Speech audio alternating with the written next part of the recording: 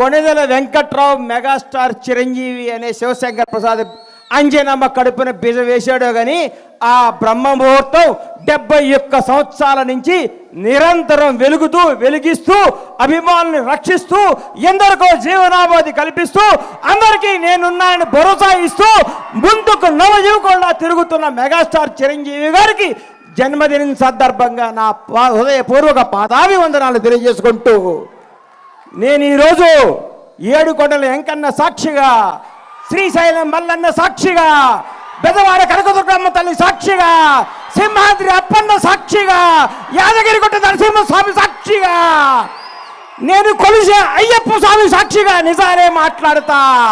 Megastar character గురించి, calibre గురించి, capacity గురించి, వ్యక్తిత్వం గురించి, వ్యక్తి వికాసాన్ని గురించి నేను మాట్లాడదామని మీ ముందుకు వచ్చాను. చిరంజీవి ఏ బ్యాక్గ్రౌండ్ లేకుండా, ఏ రౌండ్ లేకుండా ఒక కానిస్టేబుల్ కొడుకుగా చదువుకొని కుర్రాడులా చెన్నై నగరంలో అడుగుపెట్టినప్పుడు మీ అభిమానులందరూ ఎవరి కుర్రాడు, ఎవరి అడ్రస్ లేని వ్యక్తి అన్నాళ్ళకి ప్రపంచవ్యాప్తంగా ఉన్న తెలుగు వారందరికీ మెగాస్టార్ అంటే ఏంటో మహోన్నత వ్యక్తి మెగాస్టార్ చిరంజీవి. నాకు ఆయన అంటే ప్రాణం. ఎందుకు ప్రాణం అంటే నాకు జీవితాన్ని ఇచ్చిన పవర్ స్టార్ పవన్ కళ్యాణ్ తెలుగు ఇండస్ట్రీకి చేత్తో పట్టుకొచ్చిన మెగాస్టార్. ఈ భారతదేశంలో ఏ నటుడికి, ఏ మెగాస్టార్కి దగ్గర అదృష్టం రామ్ చరణ్ రూపేణ ఆయన లెగసీని కంటిన్యూ చేయడానికి పుట్టించిన మహోన్నత వ్యక్తి చిరంజీవి. ఎంతమంది స్టార్లు ఉన్నారు భారతదేశ వ్యాప్తంగా ఉన్న స్టార్లందరికీ ఒక సూపర్ స్టార్కు ఇంకో సూపర్ స్టార్ పుట్టాడా? ఒక మెగాస్టార్కు మెగా పవర్ స్టార్ పుట్టాడా? ఏం కొడుకుని కన్నావయ్యా మెగాస్టార్. నీ వ్యక్తిత్వం గతంలో చాలా మంది ఓరు దాటేదాకా ఓరి మల్లనని పనిలేక బోడి మల్లన్ అంటున్న ఈ రోజుల్లో చిరంజీవి గారు అన్నా నీ వెనకాల ఎంతమంది ఉంటే ఏంటి, ఊడితే ఏంటి?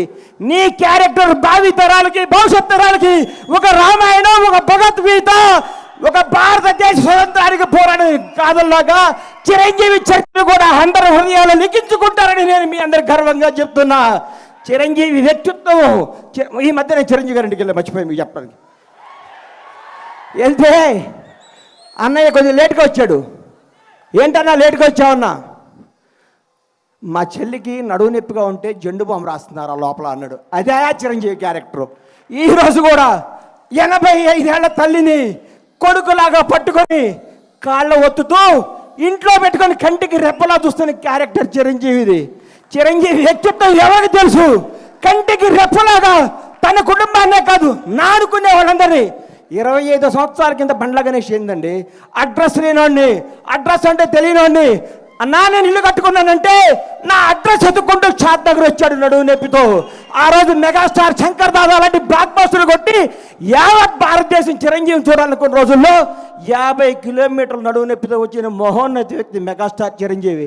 ఆయన క్యారెక్టర్ గురించి మాట్లాడాలంటే, ఆయన క్యాలిబర్ గురించి మాట్లాడాలంటే, ఆయన స్టామినా గురించి మాట్లాడాలంటే, ఆయన నిజాయితీ గురించి మాట్లాడాలంటే, ఆయన నిర్భయం గురించి మాట్లాడాలంటే ఎవరి తరం కాదు, ఎవరి వ్యక్తిత్వం ఉండదు.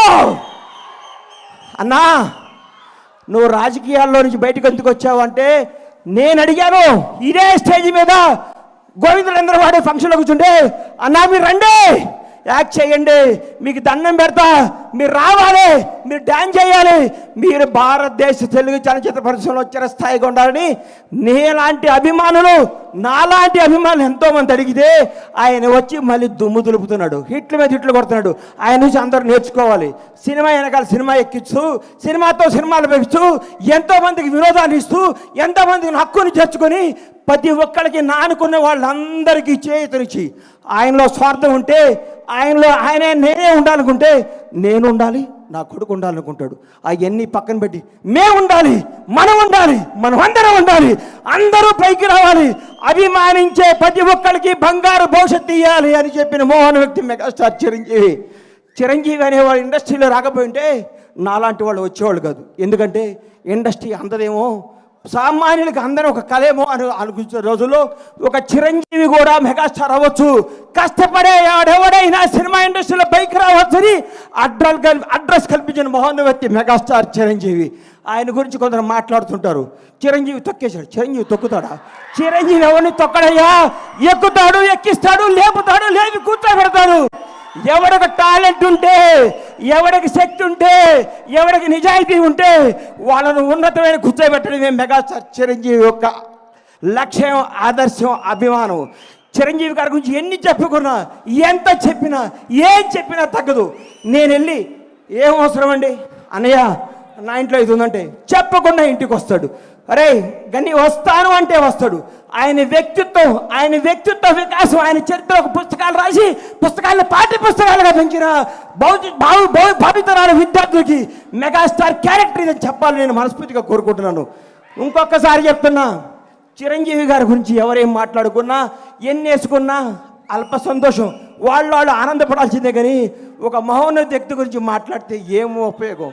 ఇలాంటి బర్త్డేలు ఇంకెన్నో చేసుకోవాలని, ఇంకెన్నెన్నో హిట్లు వేయాలని, ఇంకా ఎంతగా వేయాలని మనస్ఫూర్తిగా కోరుకుంటూ ఈ అవకాశం ఇచ్చిన మెగా అభిమానులందరికీ, ముఖ్యంగా మిత్రుడు స్వామినాయుడు గారికి హృదయపూర్వక కృతజ్ఞతలు తెలియజేసుకుంటూ సెలవు తీసుకుంటున్నాను.